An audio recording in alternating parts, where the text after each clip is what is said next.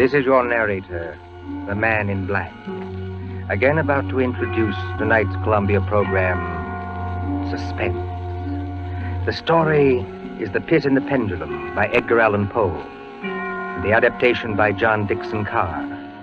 Our guest is the distinguished American actor, Mr. Henry Hull, who plays the part of a prisoner of the Spanish Inquisition. If you've been with us on these Tuesday nights, you will know that Suspense is compounded of mystery, suspicion, and dangerous adventure, to hold you in a precarious situation and withhold the solution until the last possible moment. And so it is with The Pit and the Pendulum and Mr. Hull's performance. We again hope to keep you in suspense. And now, The Pit and the Pendulum.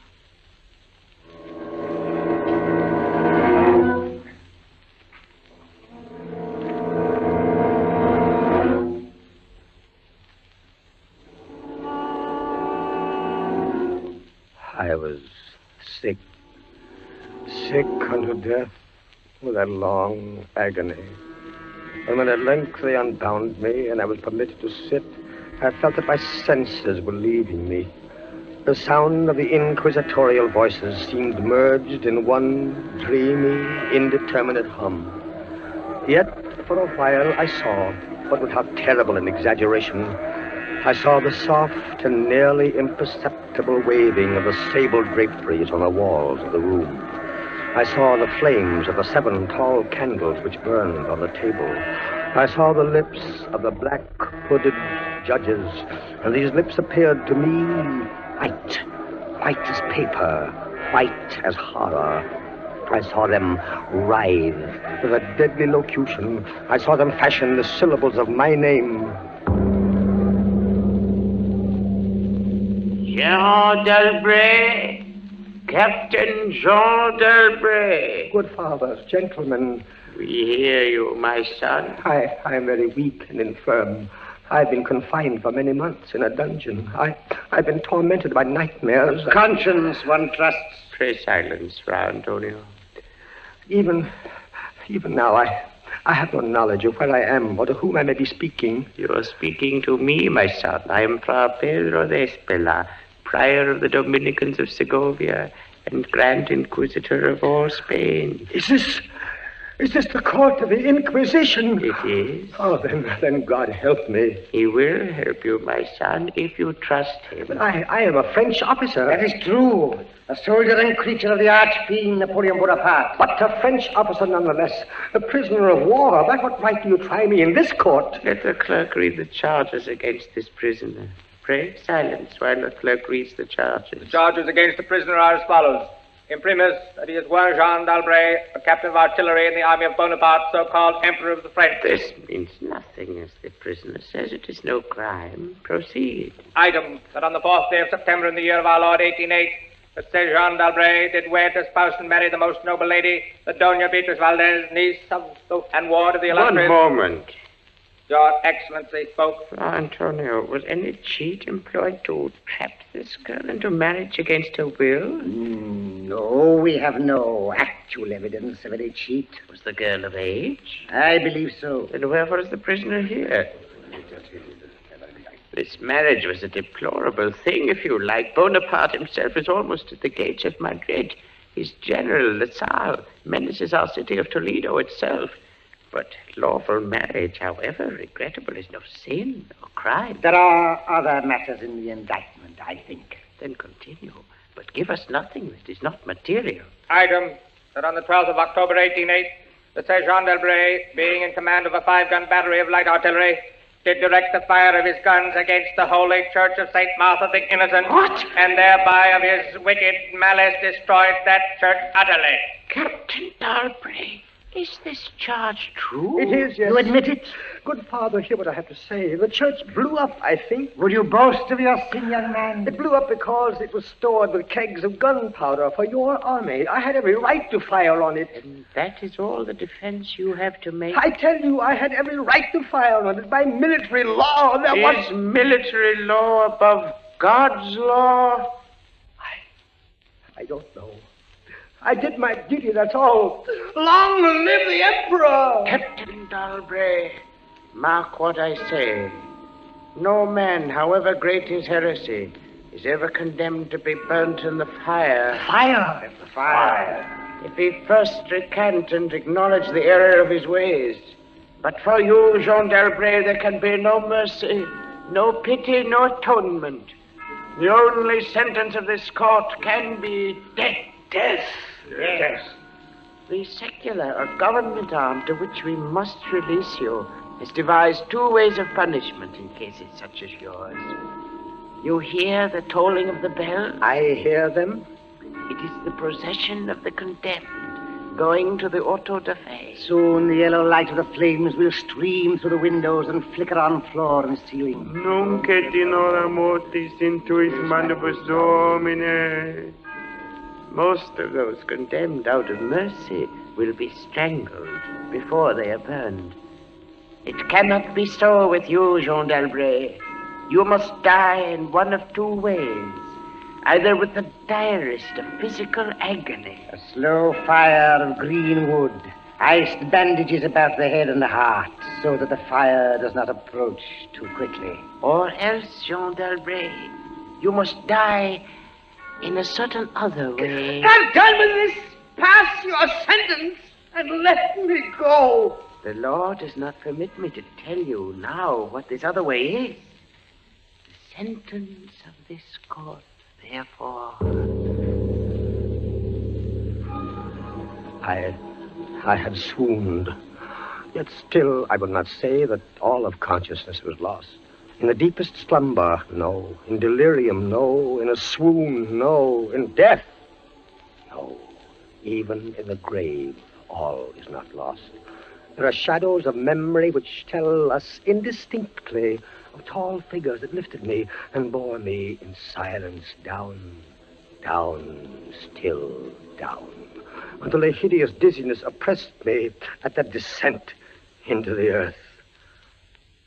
Then, as consciousness swam back to my wits, darkness, a stone floor, and darkness. Oh, Beatrice. Beatrice, my wife, Beatrice. Did you call me, Jean? Beatrice, was that you who spoke? Yes, Jean. You were here in the dungeons of the Inquisition. I am not really speaking to you, my poor Jean. I am only in your imagination. Am I mad, then? No. But your brain is fevered. You only think you hear me. No, I do. I hear you clearly. As clearly as I once heard you. In the little church near the Ebro where we were married. Yes. I destroyed that church, Beatrice. I had to. It was my commanding officer's order. I know, Jean. Be comforted. There are those who care. You won't leave me. As long as I am in your heart, I shall be here. I was strong once. Now I am weak. Once I was reckless. Now I'm afraid. What am I, Beatrice? What are they going to do to me? I cannot tell. Remember, my voice comes only from your own brain. Are you fettered? Fettered? No. They've not chained you to the wall. No. They've taken away my uniform. They've given me sandals and a robe of what feels like coarse serge, but I'm still free. Free. Take courage, Jean. Free. And in the grasp of the Inquisition. Beatrice. Yes, Jean. It's completely dark. There's hardly any air. I dread to get up. I dread to stretch out my hand. Suppose they've buried me alive. Courage. Can you stand up? I think so, yes. Then walk. Walk as far as you can. Measure the limit of the cell. If this is not a tomb... You're right, Beatrice, as always. I'll try. Are you on your feet? Yes, now pray. Pray for a poor devil who always meant well. 1 pace, 2 paces, 3, 4. You are very weak, Jean. Rest a moment. Where are you now, Beatrice? In the flesh, I mean. You know that, Jean. In the old house by the olive grove.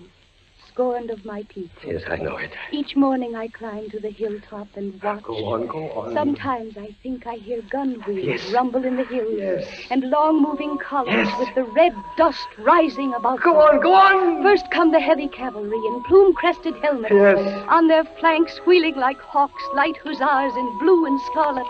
And behind them, in a glitter of bayonets as vast as light points on the sea, rank upon rank, the long gray coats and the tall bearskin caps. The old guard and the grand army. It is only a vision, my dear one. They do not come. Ah, will they? Will they ever come, Beatrice? I cannot tell. Then I must face what has been prepared for me. Walk again, Jean. Try. Keep your hand in front of you. This rope, it impedes me, and the floor is treacherous with slime. But I'll try. 4 paces. 5, 6, 7. It can't be a tomb. 8, 9. Look out! I'm all right. I fell to my knees. The rope tripped me. My hand is in front of me. It's lower than my face, but I feel nothing. Nothing, Jean. It's a pit. A circular pit.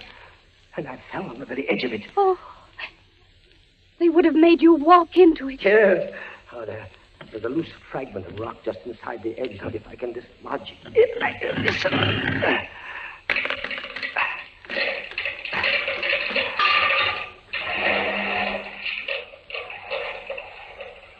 Water.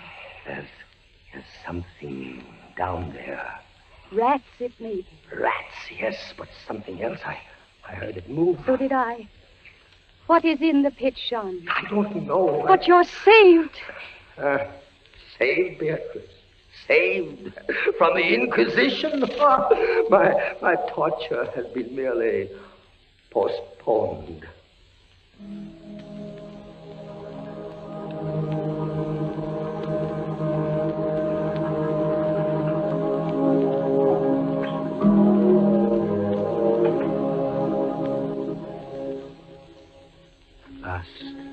A deep sleep fell upon me. Sleep like that of death. How long it lasted, I know not. But when I opened my eyes once again, I could see. Yes, see. My prison was large and lofty. Its walls formed of massive iron plates, bolted or joined together. A wild, sulphurous luster, I could not trace its origin, lit up the dungeon, and the circular pit, and the crudely daubed skeleton figures painted in evil colors on the iron walls. Skeleton figures, demon figures, gargoyle figures. Their colors a little blurred, as from the effects of the damp. It must approach you slowly and force itself into your mind. It must stalk you like a tiger. It must bring you face to face, at last, with the King of Terrors. When I regained consciousness, I lay on my back and at full length on a low framework of wood. To this framework, I was securely bound by a long fastening resembling a surgical bandage. Bound? But why? Why? The bandage passed round and round my body, leaving at liberty only my head and my left arm. With much exertion, I could supply myself with food from an earthen dish on the floor beside me. It was meat, highly seasoned, but there was no water. Beatrice! Beatrice, where are you? Here, Jean, as always. Your voice sounds stronger. Does it, Jean? And I can see you now. I can see you as clearly as I saw you months ago. How I wish it were true. Your bonnet and the parasol you carried in summer, and the high-waisted blue dress. You are weaker, my dear, and more fevered. Have I been asleep? Yes, Jean. They must have been here while I slept. They bound me. Why? Why? Why? Why? Stop those voices! Stop them! Mine too, Jean. Why? I am not here either, you know. Don't drive me away. Beatrice, look. Where? At the ceiling of this room, 30, 40 feet up, what do you see? I see painted on the ceiling a figure of Father Time. Anything else? But Father Time carries no sign. No. He carries instead what looks like a gigantic pendulum from an ancient clock. About one thing, I swear I'm in my right senses. I saw that pendulum move. A painting cannot move. Yet I swear the pendulum did move. It swung a little back and forth, just like a real pendulum. Try not to trouble your brain. That pendulum is real. Beatrice, take care. Take care of what? You're not looking at the pendulum now. Take care of the rats from the pit. I see them. They're swarming out in dozens. You can see their eyes glitter. One of them ran across the hem of your dress. Did it, Sean? What did they want? They caught the scent of the meat in the dish beside But you. they'll not get it. Go away, you vermin! Move your hand above the plate, Jean. Move. Beatrice, where are you going? I can hardly hear you. You are sending me away, Jean. I'm sending you away. My poor loved one. You can't bear to see the rats running about my feet. Beatrice! Beatrice!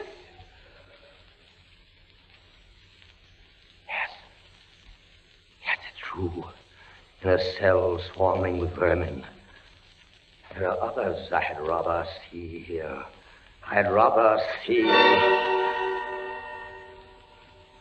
Did you call me Captain Dalbray? Then in spirit I am here. Who are you? Don't you recognize me? No, I do not. I am that second Inquisitor, Fra Antonio, whom you thought unfair at your trial. But we were not unfair. We administer the law. That is all. Go. I command you, go. Not until I have first told you what you already guessed. Which is? There are two forms of death for such as you. One, death with its direst physical torture.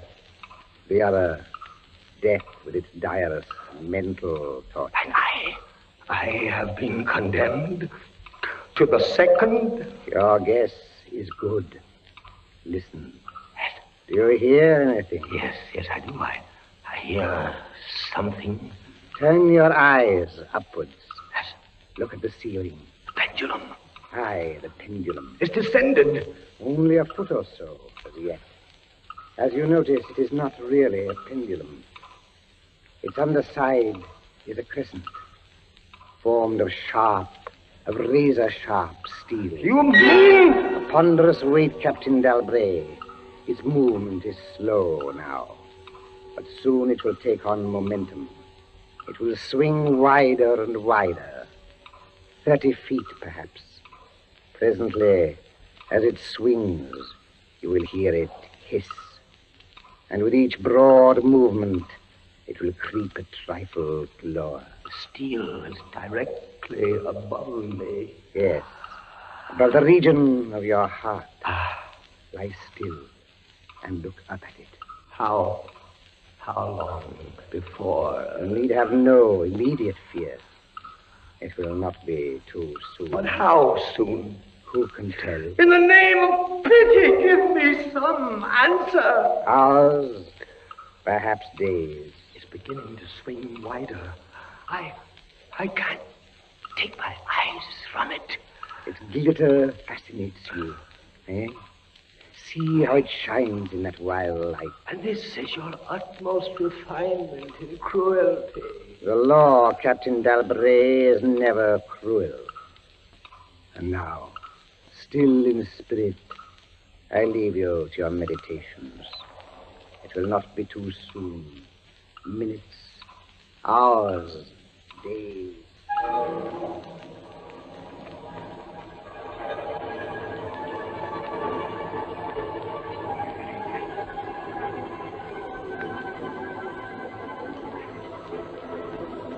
Down, steadily down it crept.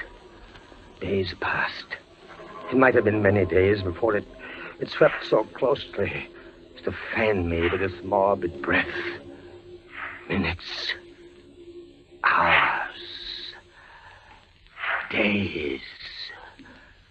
The odor of the sharp steel forced itself into my nostrils. To the right. To the left. Far and wide. The shriek of a damned spirit. To my heart, with the stealthy pace of a tiger. Down. Certainly, relentlessly down. I prayed. I wearied heaven with my prayer for its more speedy descent. I grew frantically mad and struggled to force myself up against that swinging, glittering death. Of no avail. Down, still unceasingly, still inevitably down, the sharp steel flashed past within 3 inches of my chest. Beatrice! John?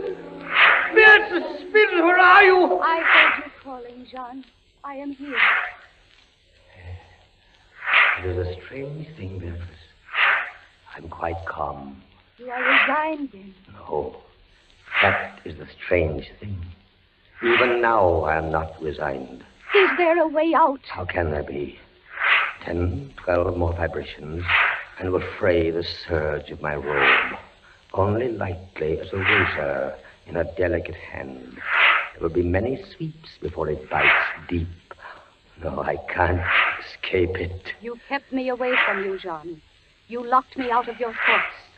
If I am here only in your thoughts, why should I fear the rats? The rats! You open your eyes and your eyes blaze. What is it? The rats! Do they still swarm here? Across the floor and over the meat platter. They have taken nearly all your food. Yes, of course, they are ravenous, and they have sharp teeth. Well... The meat is oily and spiced. If I take what remains of it, scatter, you vermin! And rub that meat on the bandages that hold me here. Try it, John, try. It may be too late, if I leave my body a fraction of an inch up. Try it, I tell you, try. Ah, but look, they scatter as soon as I do try. But they are watching you. I can see their eyes glitter. They're creeping back. Can I stand the rats crawling across me? Can the flesh bear it? One of them has leaped on the wooden framework. Another follows. They're gnawing at the bandage. 7, 8 more sweeps of the pendulum. The bandage give way. A little Lie still, Jean, lie still. 10, 12, a dozen rats now. Is death, I wonder, worse than this disgust? A dozen sharp knives could do no better. The bandage is loosened to ribbons. Now, if you move sideways, carefully, and drop to the floor. Beatrice, I can't move. My arms and my legs are numb. There is no power. The steel has frayed your robe. A minute more will be too late. Try. Then, with all the strength that is in me, and all the hate that I bear my enemies... Free! A second time! Free! Jean. The pendulum stops. They are drawing it back up through the roof. Each move I make is watched. You never doubted. Yet with all they could do to you, they have failed twice. They will not fail. No more dallying with the king of terrors. What else can they do? I can't say. See how the rats gnaw in silence at that bandage. To what food, I wonder? But you escaped the pit. I escaped it once. Listen. What do you hear? A groaning.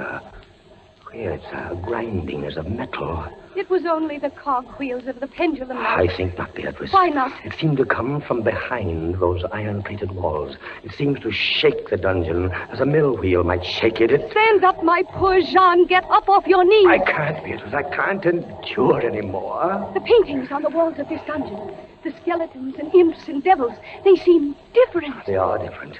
The colors sharpen and grow bright. The demon's eyes glare. The skeleton hands outstretch.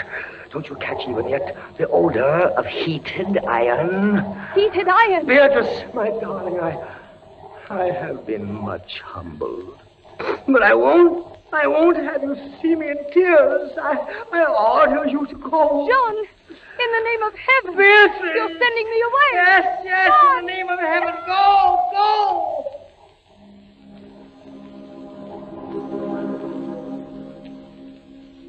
A suffocating heat pervaded the prison. A deeper glow settled in the painted eyes that glared at me. I could draw no breath of air into my lungs.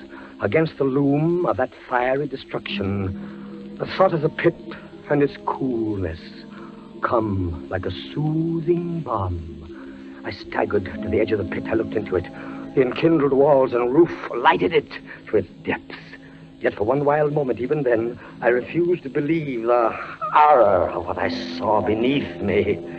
Does the pit please you, Captain Dalbray? Not the pit! Merciful God, anything but that! And how shall you avoid it? Look. This dungeon has changed its shape. That is true. The walls are closing in. It was formerly a square, and now it is Flattening slowly toward the center to force me into the pit. Of course. It'll force you along with me. Again, apparently you must be told, Captain Dalbray, that you are speaking only to your own sick fancy. I am not here at all.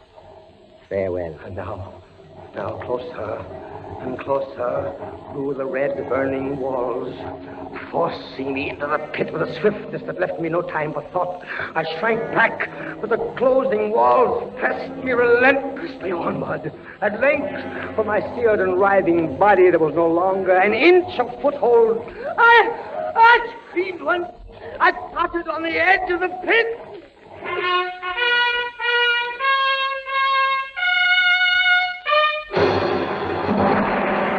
The walls rushed back. An outstretched arm caught my own as I was about to fall fainting into the abyss. It was that of General LaSalle. The French army had entered Toledo. The Inquisition was in the hands of its enemies. Vive la France!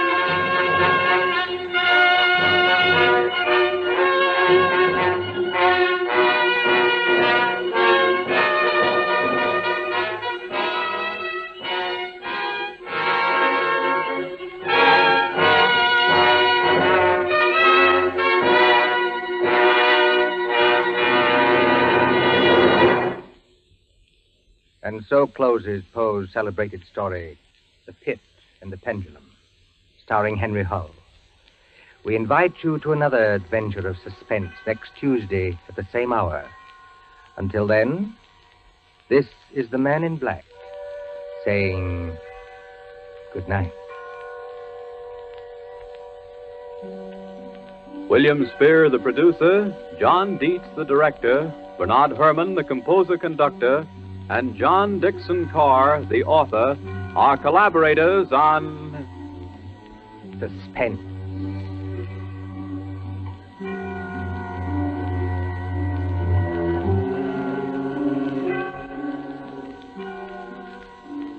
This is the Columbia Broadcasting System.